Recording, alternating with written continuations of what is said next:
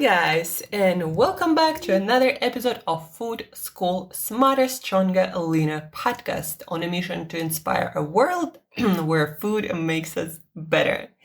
Guys, today I would like to open with a quote. We don't fall to the level of our aspirations. We fall to the level of our training. Again, we don't fall to the level of our aspirations. We fall to the level of our training. Why did I decide to start with this quote? Because a lot of us either are struggling or have been struggling or have struggled with different eating habits that don't really serve our best interests. We've been struggling or are struggling for a while. And the problem, I think with that is very often we forget that eating, just like any other habitual activities we do, it's a practice. So we do what we do is not so much because there are so many carbs or fats or proteins or because we believe this is the best thing we can do. Actually, quite the opposite very often. We do what we do because we are used to doing that. Very often it's a habit that we learned when we were kids, or we learned it in our family, or maybe during a prolonged period of time when maybe you were married and somebody else cooked for you, and then now it's kind of your habit, what you used to eat back then, even though you might now be living alone. I'm just talking about different possible situations. The point is, we practiced one certain way of eating for a while, and then it became our second nature, and we don't anymore think about that. And so whenever you want to start eating in different way for one reason or the other, maybe health reason, maybe fitness, maybe weight, maybe, it's just not working for any other number of reasons for you. When we want to change the way we eat, we should approach it like practice. So it's not something that's going to become automatic in a matter of day, 2 days, 3 days, or even a month. It's really a bit of a longer process.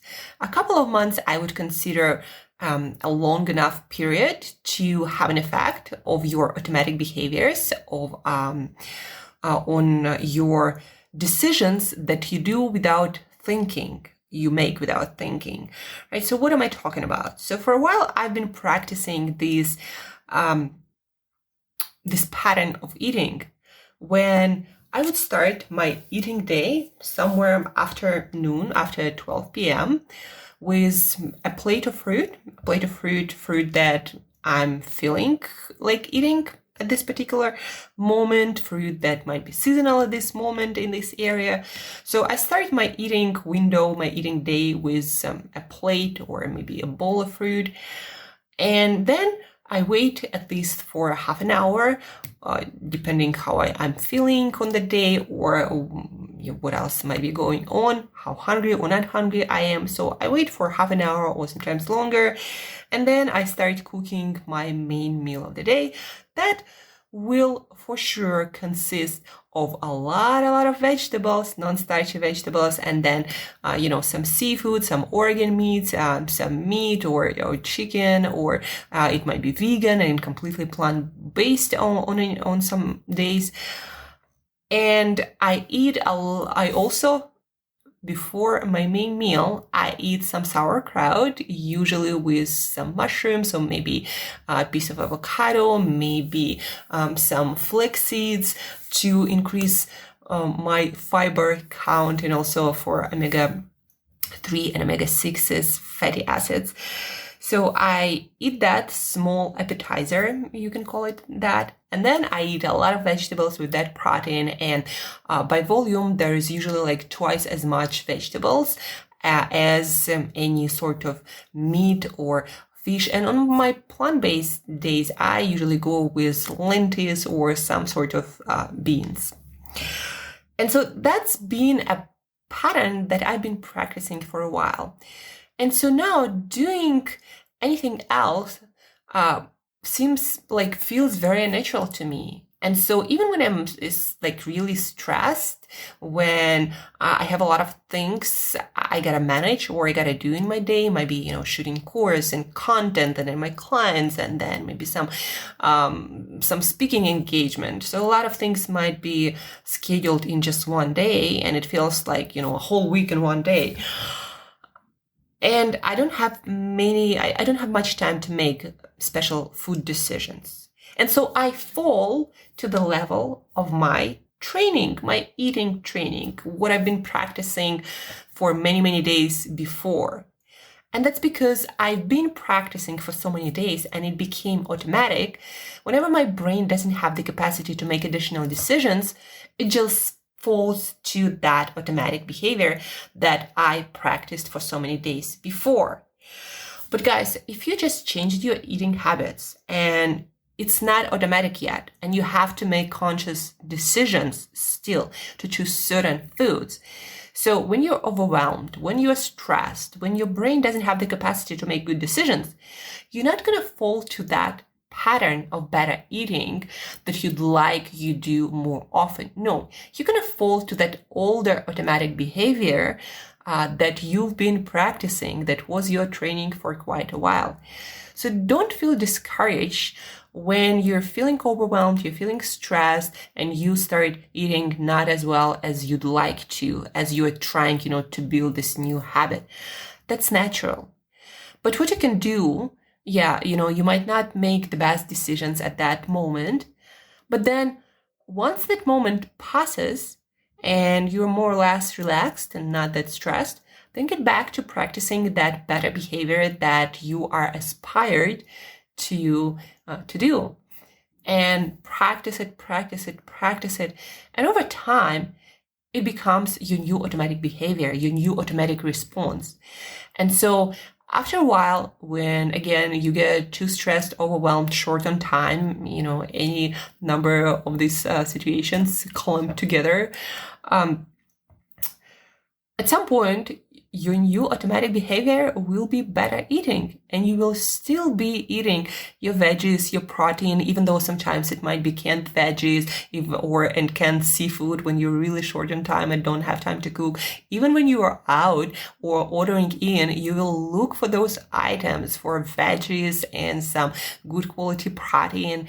And whatever, your new healthier eating habit might look like, you will start automatically searching for those items those eating behaviors that you've been practicing for a while. But before it becomes automatic, again, when we are stressed, when we are overwhelmed, when we're short on time and our brain doesn't have the capacity to make good decisions, until that new behavior is automatic, we're going to make old decisions. Well, actually, we're not going to be even in charge really of those decisions. They're just going to be automatic behaviors that we wired with many, many days of practicing that behavior. So again, back to our quote, we don't fall to the level of our aspirations, we fall to the level of our training. So keep training, keep being consistent, do it for at least a couple of months. And then you'll notice the more you practice it, the less older eating patterns that didn't serve you well, the less of that you're going to do. Just practice better things. And at some point, they will become your second nature and you'll be making better for you decisions on autopilot. But again, it takes practice, guys, and just don't give up. That's the only thing I can recommend to you. Just practice it as much as you can, whatever you can. Whenever you can make that better decision, make it and practice better for you habits. And again, after a while, with persistence, with consistency, with just practicing it over and over and over again, that's going to become your second nature. And the same goes to exercise. So like for me now, I'm so used to walking after my meals or walking in the morning or walking at night that to do anything but that, it was very unnatural to me. Like I don't feel good if I don't do that. My brain has this pattern now wired and installed this habitual pattern, and it's so powerful. Like, I can't not walk in the morning. It just feels so damn unnatural. Like, I can't sit it. It just feels like, there is really something missing, and I gotta do it. Otherwise, my brain just will, keep bugging me. Like, you gotta do this, you gotta do that. So when you get used to things, good things too, it becomes your habit, it becomes your automatic behavior, and to do anything but that will require effort, even though that might be exercise or walking. Like for me, not doing any exercise during my day, it also feels really unnatural, and I just don't feel myself. And that's why it's not about making myself exercise. It's just so automatic that I can't stop myself but do that. Even though I am sometimes short on time and energy, I will still do something. That's how powerful that became. The same, guys, goes to, for example, this habit that I also developed and I worked on. Eating with no TV, no watching Netflix, no talking, checking my social media, nothing. I'm just sitting there in front of my meal and eating it, fully like enjoying all the flavors, aromas, the textures, this subtle details of, different spices and herbs, and how all of that mixes with different oils and food ingredients that I added on this day.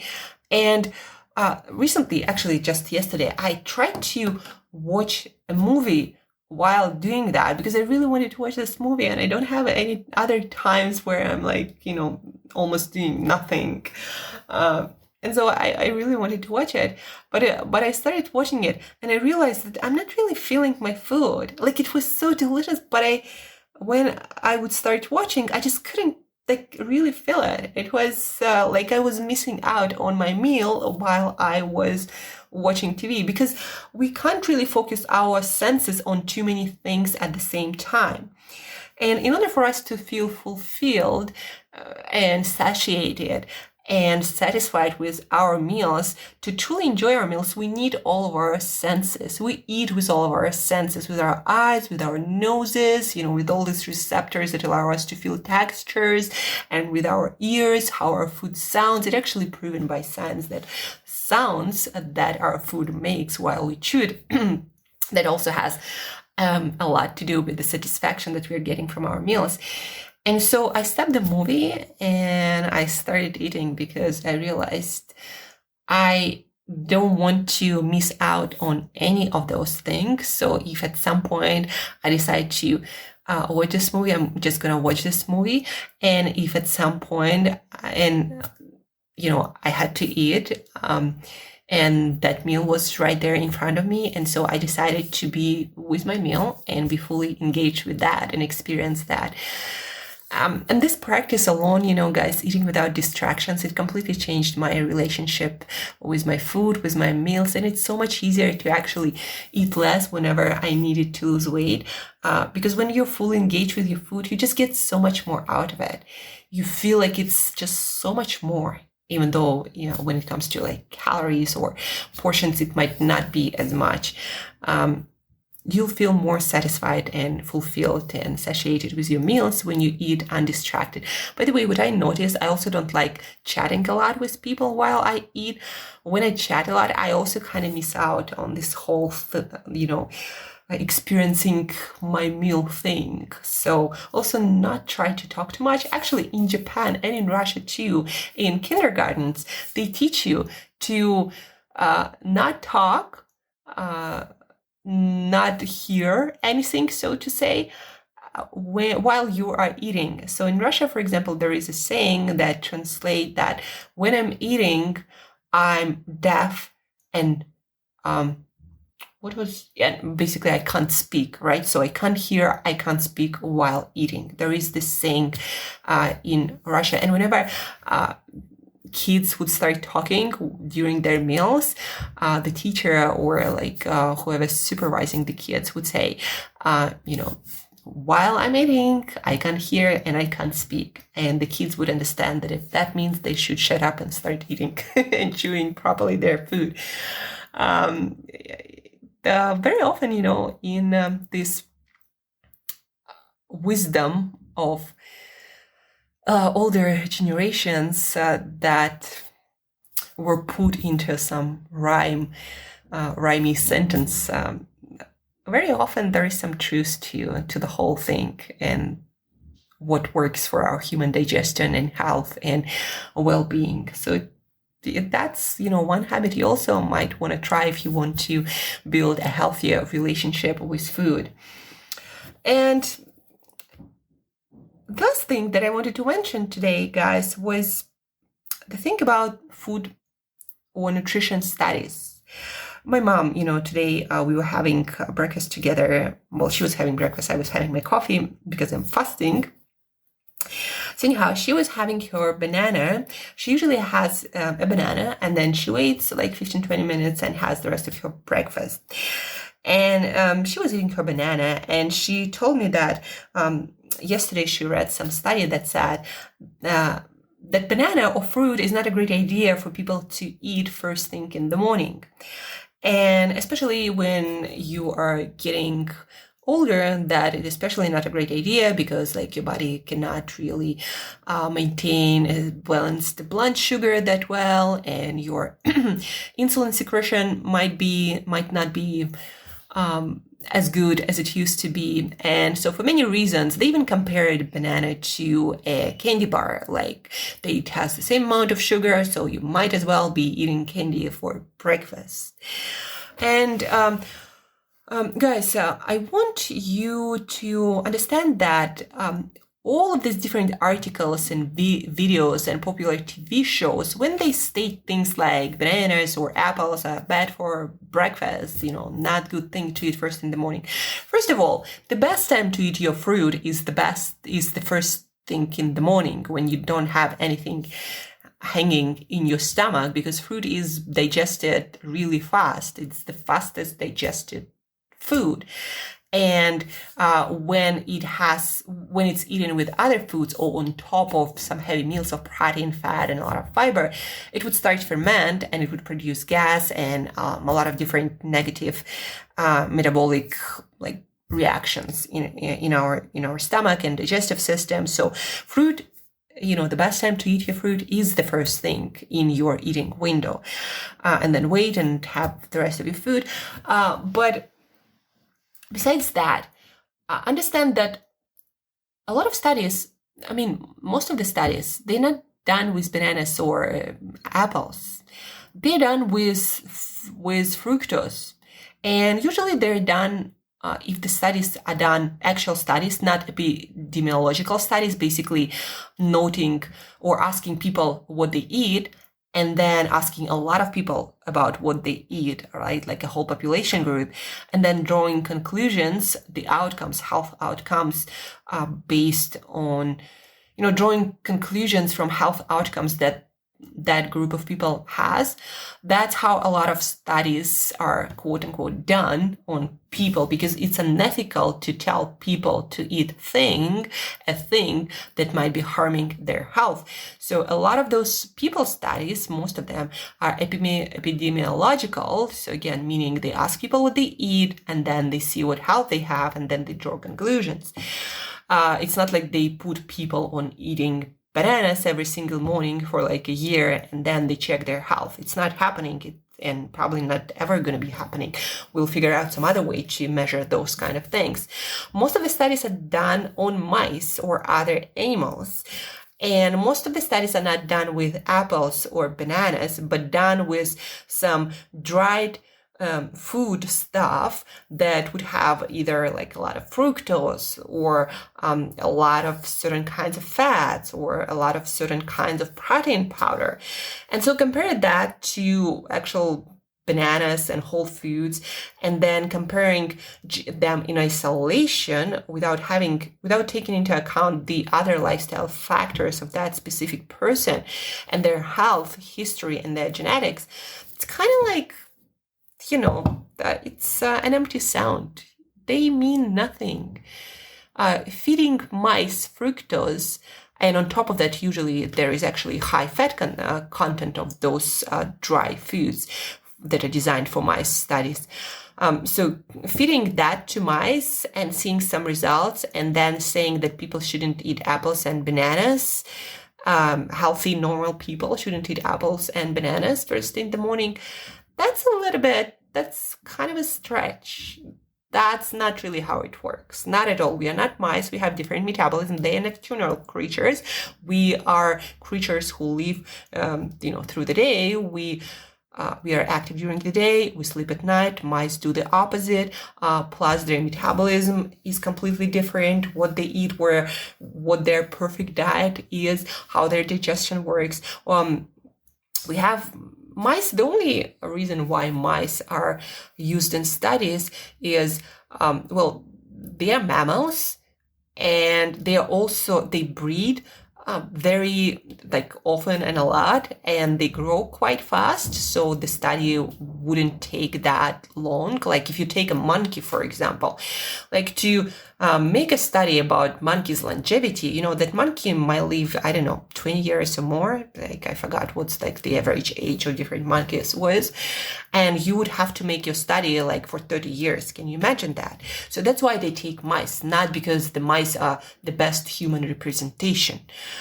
So that's, one thing. Again, mice have completely different metabolism, and plus eating some dried food with fructose and eating bananas or apples, it's just not comparable. And the same that it's not comparable to apple juice or some candy bar with fiber from apples.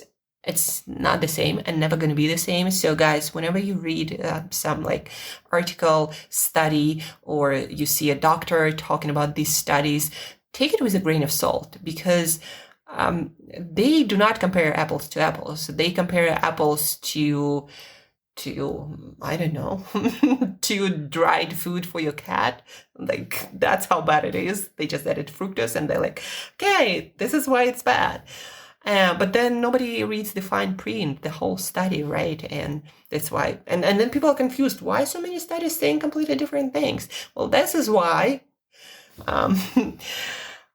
Just again, if you're feeling great, if objectively, your lab work, your health, all the health data you have, if it's looking good, then, the most important thing is if you're feeling good on a consistent basis, your energy, your hair, your skin looks amazing. Everybody's saying that you look so young and fit, and you have this amazing energy, and everything is working.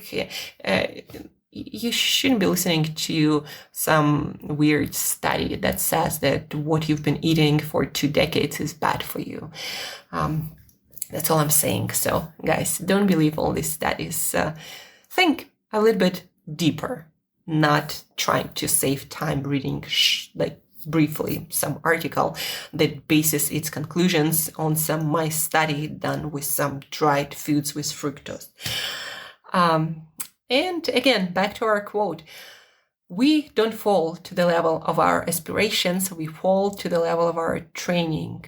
So practice what you'd like, the habits you'd like to have in your life as your automatic response to the stresses of life. So practice, and at some point it's going to become automatic, and you will wonder, why the heck did you find it so difficult to eat all these veggies and protein instead of some pizza or some weird sandwich? It's that good, guys. You practice one behavior, and then at some point you're like, why did I ever think about doing anything else but that? That's the same goes to exercise, to sleeping habits, to non-drinking alcohol habits, to meditation habits, to not getting angry or frustrated about certain things, to being more positive and optimistic. It's all trainable. When you actually start working on that, you'll be surprised how flexible and changeable our brain, our habits, our personalities are. So keep working on it. And one day, the level of your training is going to be something surprisingly good for you. That's all for today, guys. Don't forget to share this episode with one other person who you'd like to share it with, who you'd like to discuss it with. If you found it interesting and useful, share it with one other person who you deeply care about, who you think also will find it quite interesting. Share, practice it together. Together is always better. And guys, thank you for tuning in. And till next time, eat better daily.